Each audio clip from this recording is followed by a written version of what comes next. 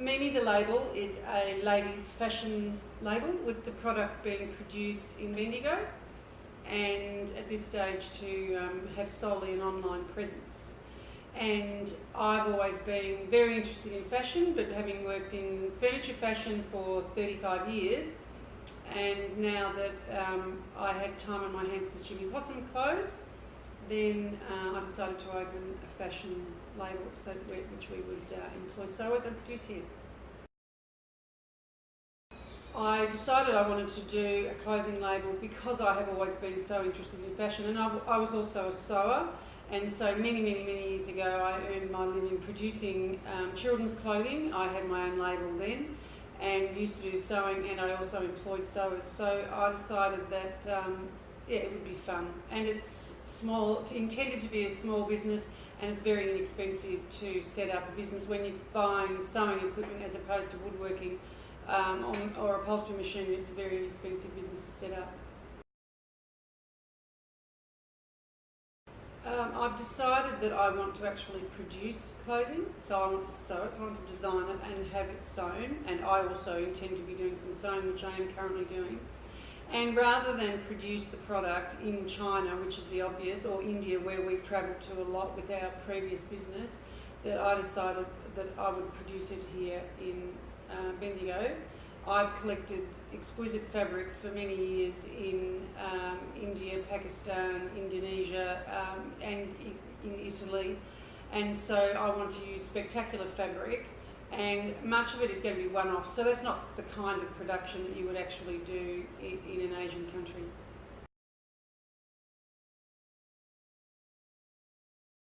When I was thinking of what to call the label, all of our grandchildren, we have 12 grandchildren, 10 boys and 2 girls, they all call me Mimi, so that's why we decided that we would call it Mimi. And interestingly also, Alan, who's a woodworker and doesn't like anything to do with fabric or fashion really, he's working in the business also, and he is loving currently his role as a cutter.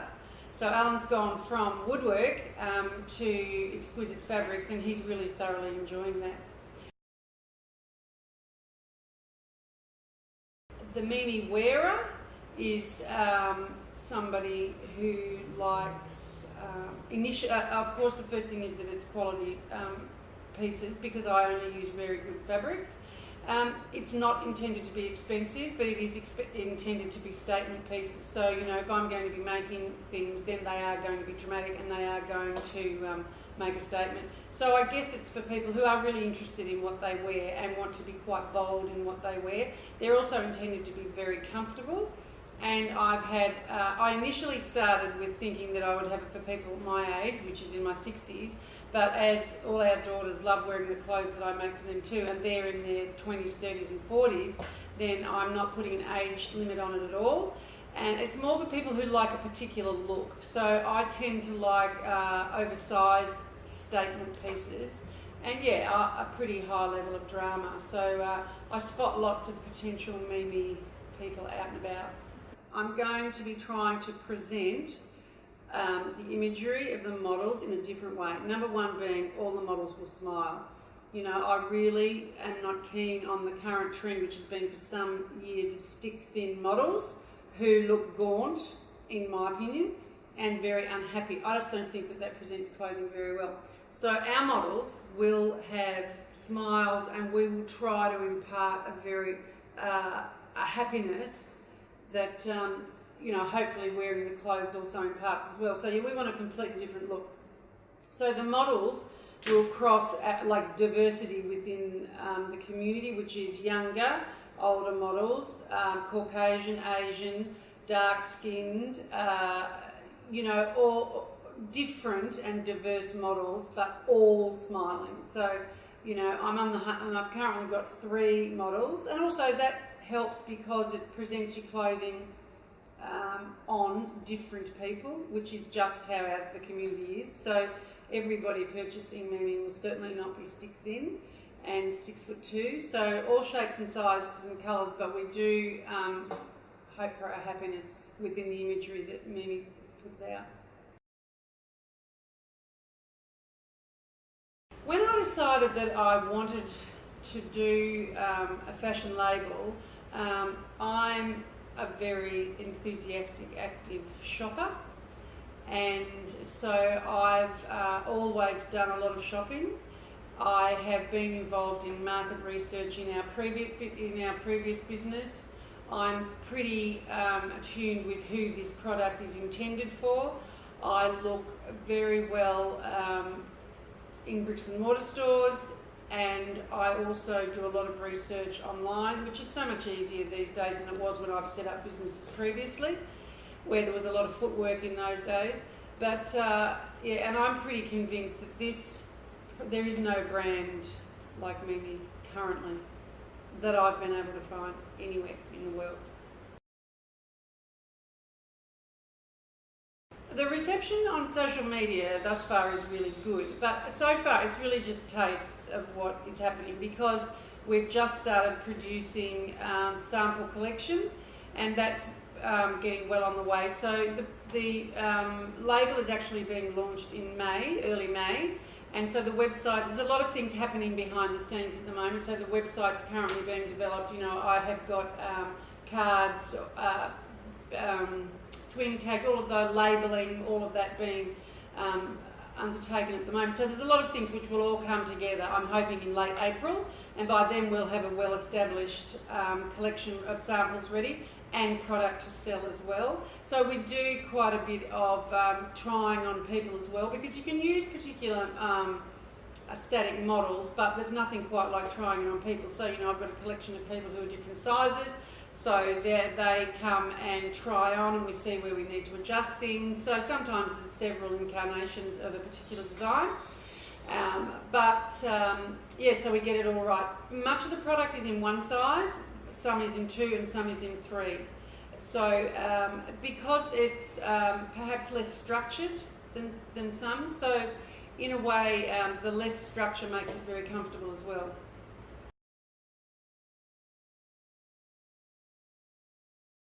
In order to find people to work in the business, I went on Facebook and put a call out there.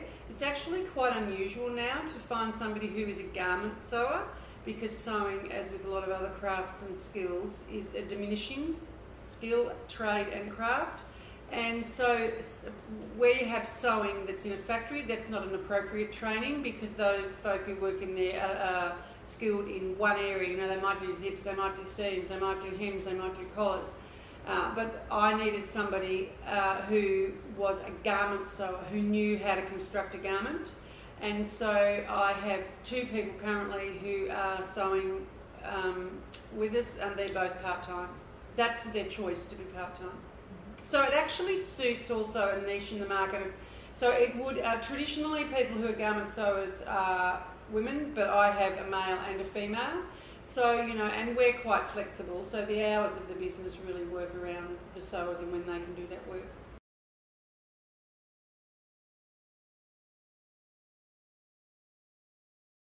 In order to have a business that's fundamentally online, I think you have to be highly skilled in how online business retail works. The first time I worked in retail was 52 years ago. I'm a bricks and mortar retailer. I love retail, and in time I will no doubt have a bricks and mortar store. I wouldn't necessarily choose Bendigo, but this is where we choose to live and we want to live, and so there will at some stage be a store, but it will be a workshop shop. So, you know, a retail store with added interest, because, you know, the fabrics will be there, the clothing will be there, and the workshop will actually be at the store as well. But we have run a very successful online business before with Jimmy Possum, and so the systems and processes will be modelled on that. And you've got to have very hot systems and processes with online, and you've got to have pretty outstanding marketing. I like to do that. I've been very strongly involved with Jimmy Possum in the online marketing previously, and so I will be again. At this stage, it's very, very small, but it's just getting the name out there a little bit.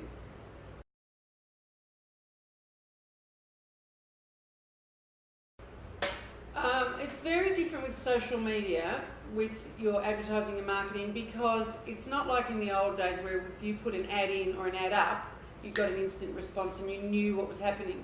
It's a different way that you're getting feedback about your product that you have for sale. And as I say, at this stage, it's very low key what I've been doing, simply on Instagram. That will build, because Instagram is all about beautiful imagery, and when you have a beautiful fabric, then it leads to beautiful imagery.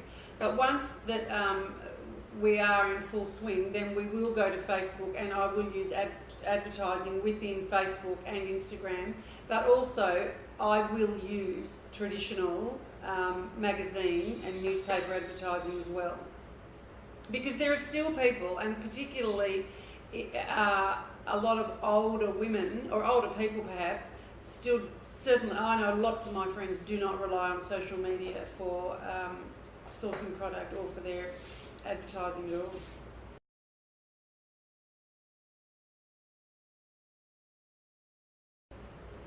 Mimi, the label, has been developed fairly swiftly on the back of Jimmy Possum. We actually really only finished with Jimmy Possum in, the end of December 2016, and it's now, and so Mimi, the label, started pretty well on the back of that. But when we chose to close Jimmy Possum, which was such a big business because of Alan's health or ill health, then everybody thought we'd retire. I had no intention of retiring, and Alan has come through quite well. So we we had 2 weeks off when we went on a holiday to Indonesia, and apart from that, I don't like waking up every day and not having a structured day. I simply don't like that, and I also like to be very productive, and I also wanted to have an income again. So, Mimi's happened quite quickly, but that's how I tend to be, sometimes a bit too swift, but yeah, it's happened pretty quickly. But Alan's very happy about it as well, and we're trying to keep it where we have staff for 3 to 4 days a week, because previously with Jimmy Possum, when you have manufacturing and retail, because at times we had 10 stores, that's a 7-day-a-week business, and so there was no let up ever, and so I don't want to repeat that. I don't want to employ hundreds of people again, and I don't want to have a great big business, so I say. And so at this stage, I'm trying really hard to keep it as a small business and contained, bearing in mind that online sales are 24/7. So we'll work around that.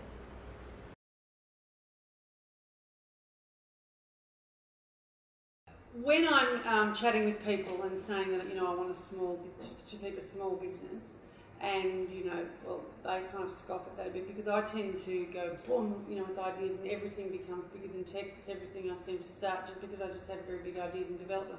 I think if we work really hard, we can actually keep this business small, and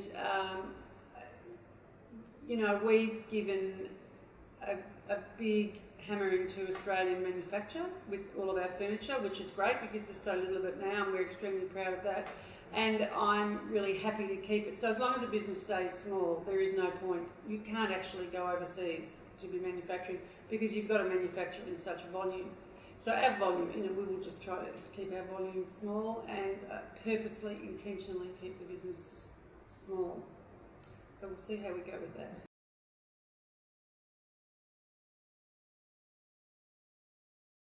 When we were in Jimmy Possum, we structured the business so that, you've got to look at so many aspects of a business. As I said, you can't just have a great idea or a great product and expect it to sell or the business to work. It takes a lot more skills than that. But within Jimmy Possum, so we had our product, we had production, you have to look after, we call it the pennies, your finances. You had to be able to peddle it, as we said, or sell it. You had to look after your people, which is very important. Then along came sustainability, not just environmental sustainability, but definitely environmental sustainability. And another one for us was how you got it out there. So actually, again, you can make a product, but how do you get it there? So Mimi's nowhere near as complicated, because I'll be tapping on the doors of Australia Post, but we had to have trucks, and we had to go to a store, then we had to have other trucks to take to people's homes. So, there was many aspects of the business, and also, I didn't even mention design. It all starts with fundamental design. You have to have good design. It's got to be better than other people's. It's got to be different from other people's. There's no point having the same idea as somebody else. And a lot of people tend to do that. They'll see a whole lot of particular kind of shop around or business around and think, oh, that must be easy, I'll start one of those. But, in our mind, it's always had to be, you've got to be totally different from other businesses that are around. There's got to be a reason why someone's going to buy your product or choose your service over everything else that's on offer. You've really got to put yourself in the shoes of your customer or client, and I think that I'm able to do that well with Mimi. And also, you need very good feedback. You need to always have good feedback. But there's a lot of different avenues you've got to have sorted in any business. With customer service, obviously, you have to provide, you have to be very skilled at providing good customer service. And as I say, you need to be different from and better than other businesses. Customer service still with online is very, very important. I have dropped online businesses because they provide very poor service. I think you can also develop a very strong relationship with the business on the other end of the phone or email. I think that that's still very possible, and I do that. And in Jimmy Possum, we absolutely certainly did. I mean, we never thought that people would buy furniture online, but the volume of furniture we sold online was absolutely massive. We had people queuing for furniture, and we sold a lot of it overseas. San Francisco, we had a group of women who loved our occasional chairs, so they would all buy those, or in Scandinavia, the same thing happened. But so you've still got to, people want to know that you're trustworthy, they want to know that your product's good, they want to know that their supply's going to be good, and they want to know that they can do something about it if something goes wrong with the product. Well, you've got to sort all of those things and get those things right. But I still think there's a personality to online, and so your business still needs to develop a personality as an online business. And that's what we'll be trying to do. So just what that will look like at this stage, I'm not quite sure. I mean, I get very frustrated with online purchasing. If you have a problem in any regard, which is including your password or, sizing or anything, if you actually can't contact somebody. And I find some online stores very frustrating because there is no actual person you can ever contact. And I think that's really important with online. People like the speedy process or the convenience of online, as I do. You can shop at any time.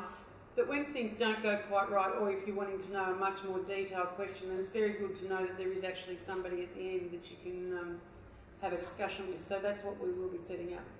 At the end of the day, we're a couple who really just like making things. So I'm really happy at the moment working because I am actually making things. And at the end of the day, I am hysterically excited when I'm putting these clothing on models, those mannequin models, and we take photos. It's fantastic fun, and that's how, we've had a lot of years of a big business and there's a lot of stresses and pressures, but this is all about fun. But it will go full on as soon as we've got the collection ready.